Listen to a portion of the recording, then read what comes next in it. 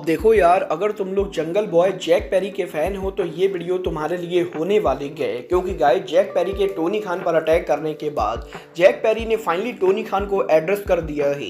AEW में जिंदर महल के debut के लेकर एरिक बिस्कॉफ का काफी बड़ा स्टेटमेंट आ रहा है। एईडब्ल्यू डायनामाइट के लो अटेंडेंस को लेकर एईडब्ल्यू के ऊपर काफी बड़ा आरोप लग चुका है। जॉन मॉक्सली के डब्ल्यूडब्ल्यूई पर रिटर्न होने को लेकर मॉक्सली ने फाइनली उनके इंटरव्यू में बात की है। तो गाइस चलिए बिना किसी देरी के शुरू करते हैं इस वीडियो को। और गाइस सबसे पहले बात करेंगे जंगल बॉय जैक पेरी की। वेल गाइस ये बात तो हम सभी लोगों को मालूम है, एईडब्ल्यू के इस हफ्ते डायनामाइट शो के एंडिंग के ऊपर जैक पेरी ने टोनी खान के ऊपर अटैक किया, जिसके बाद की दी इलियट के द्वारा भी टोनी खान को बीट डाउन किया जाता है। और यही इलियट के टोनी खान को बीट डाउन करने के बाद अब एईडब्ल्यू ने सोशल मीडिया के ऊपर इलियट का लेटेस्ट वीडियो अपलोड किया है, जिस वीडियो के अंदर बेसिकली जंगल बॉय और यंग बक्स उनका प्रोमो कट कर रहे गए और जंगल बॉय ये एक्सप्लेन कर रहे गए कि जंगल बॉय ने टोनी खान के ऊपर क्यों अटैक किया। वेल जंगल बॉय इस वीडियो के अंदर ये बोल रहे गए कि टोनी खान की वजह से जंगल बॉय को 8 महीने तक एईडब्ल्यू से बाहर रहना पड़ा। और गाइस टोनी खान के जंगल बॉय को बिना गलती के सस्पेंड करने के बाद अब यहां पर जंगल बॉय टोनी खान से उनका बदला ले रहे गए। और गाइस क्योंकि ऑल इन पर हुए ब्रॉल के अंदर जंगल बॉय ने सीएम पंक पर बिल्कुल भी अटैक नहीं किया था और इसके बाद भी टोनी खान के द्वारा जंगल बॉय को कंपनी से सस्पेंड किया गया था, तो इसीलिए जंगल बॉय ने टोनी खान से उनका बदला लिया ही। और यही जंगल बॉय के इस प्रोमो के बाद यंग बक्स के मेंबर मैट जैक्सन भी उनका प्रोमो कट करते गए, जहां पर वो बेसिकली ये कहते गए कि द एलीट यहां पर एईडब्ल्यू कंपनी को टेक ओवर करने वाली गए और अब यहां पर एलीट एईडब्ल्यू कंपनी को रन करेगी। और कुछ इस तरीके से सोशल मीडिया के ऊपर एईडब्ल्यू कंपनी अब यहां पर एलीट वर्सेस टोनी खान की स्टोरी लाइन बना रही है। बल देखना बहुत ही दिलचस्प होने वाला है कि एग्जैक्टली एईडब्ल्यू कंपनी इस स्टोरी लाइन को कहां ले जाती है। क्योंकि गाइस ये चीज तो बिल्कुल ही इम्पॉसिबल है कि टोनी खान एईडब्ल्यू के अंदर रिसल करेंगे। और ये देखना दिलचस्प होने वाला है कि अगर यहां पर चीजें एलीट वर्सेस टोनी खान होती गए तो टोनी खान उनके टीम में किसको लेकर आते गए। बट गाइस जहां तक बात रही टोनी खान की, तो यहीं आज एईडब्ल्यू के लाइव डायनामाइट के ऊपर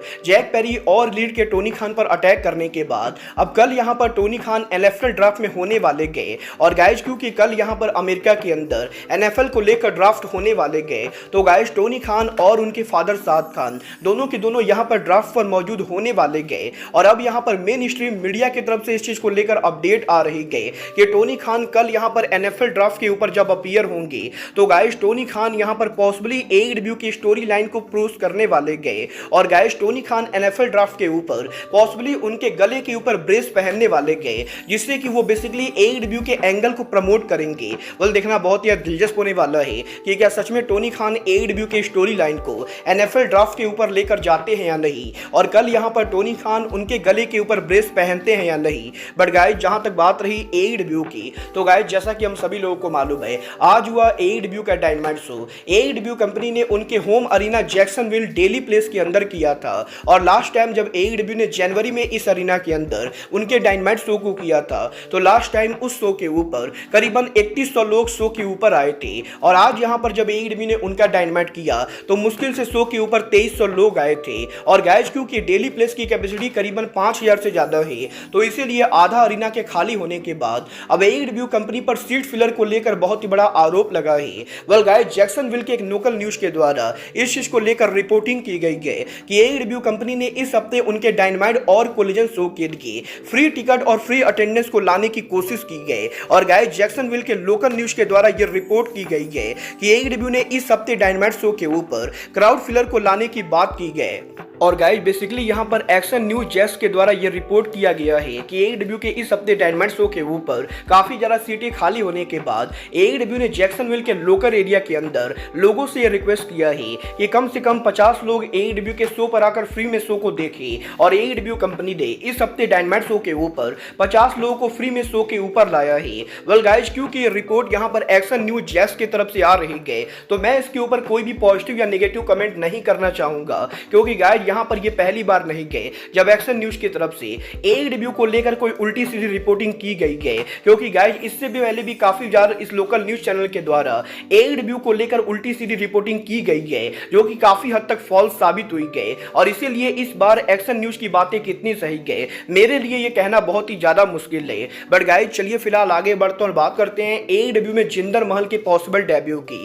वेल गाइस बात करें यहां पर जिंदर महल की, तो गाइस ये बात तो हम सभी लोगों को मालूम है जिंदर महल के WWE से फायर्ड होने के बाद ऑलरेडी सोशल मीडिया और WWE के लॉकर रूम के अंदर काफी सारे लोग इस चीज को लेकर बात कर रहे गए कि जिंदर महल यहां पर AEW कंपनी को ज्वाइन करेंगे। और सोशल मीडिया पर टोनी खान और जिंदर महल के बीच में जो कंट्रोवर्सी हुई थी, उस कंट्रोवर्सी की वजह से जिंदर महल यहां पर AEW कंपनी पर आएंगे। वेल गाइज, इस हफ्ते अब AEW के बिगेस्ट हेटर एरिक बिस्कॉफ ने उनके लेटेस्ट पॉडकास्ट के ऊपर जिंदर महल की पॉसिबल AEW अराइवल को लेकर बात की गई, जहां पर एरिक बिस्कॉफ का यह कहना है कि वो यहां पर अगर टोनी खान की जगह होती तो वो यहां पर किसी भी कीमत पर जिंदर महल के नॉन कम्पीट क्लॉज के ओवर होने के बाद उन्हें यहां पर AEW कंपनी के अंदर लाते। और गाइज, बिस्कॉफ का ये कहना है कि वैसे तो AEW का प्रोडक्ट बहुत ही ज्यादा बेकार है, बट गाइज अगर यहां पर टोनी खान सच में AEW में कुछ इंटरेस्टिंग करना चाहते गए तो टोनी खान को जिंदर महल को AEW के अंदर लेकर आना चाहिए। क्योंकि इंटरनेट के ऊपर जब जिंदर महल और टोनी खान की कंट्रोवर्सी हुई थी तो इस चीज को लेकर लोग यहां पर काफी एक्साइटेड थे। और गाइज, एरिक बिस्कॉफ ये बिलीव करते गए कि जिंदर महल का AEW पर आना AEW कंपनी के लिए बेनिफिशियल हो सकता है। वेल गाइज, मैं यहां पर बिस्कॉफ की बातों से बिल्कुल भी एग्री नहीं करता हूं और मुझे यहां पर कहीं से भी नहीं लगता है कि जिंदर महल के आने से AEW को 1 रुपए का फायदा भी होने वाला है। बट गाइज, आपको क्या लगता है, टोनी खान को जिंदर महल को लाना चाहिए या नहीं?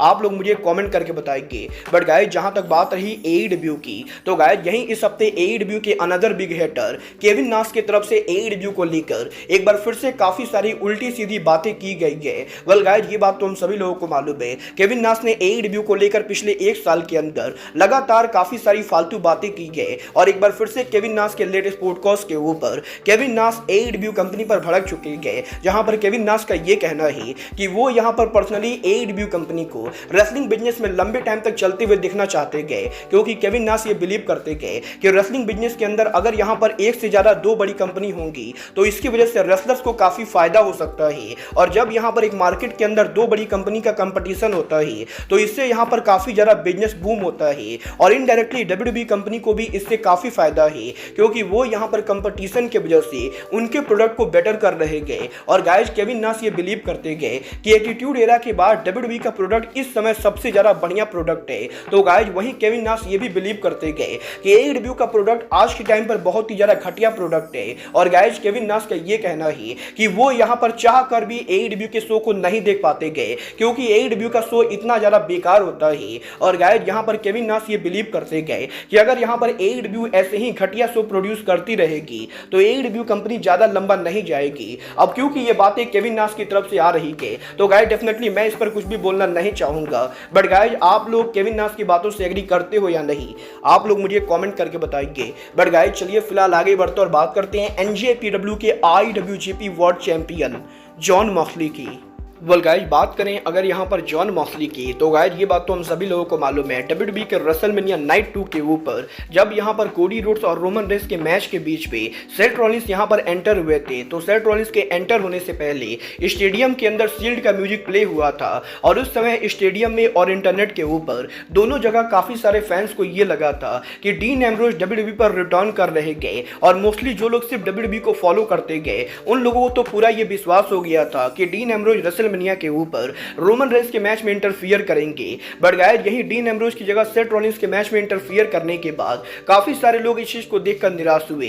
और अब यहां पर finally John Moxley AKA dean Ambrose ने उनके इंटरव्यू के अंदर रेसलमेनिया पर उस मोमेंट को लेकर बात की जहां पर जॉन मॉक्सली का यह कहना है कि जब यहां पर WWE कंपनी उनका रेसलमेनिया कर रही थी उस समय जॉन मॉक्सली जापान के अंदर थे। और मजेदार बात तो यह है कि जॉन मॉक्सली उस समय जापान के अंदर रेसलिंग ना करके बल्कि उनके होटल रूम के अंदर सो रहे थे।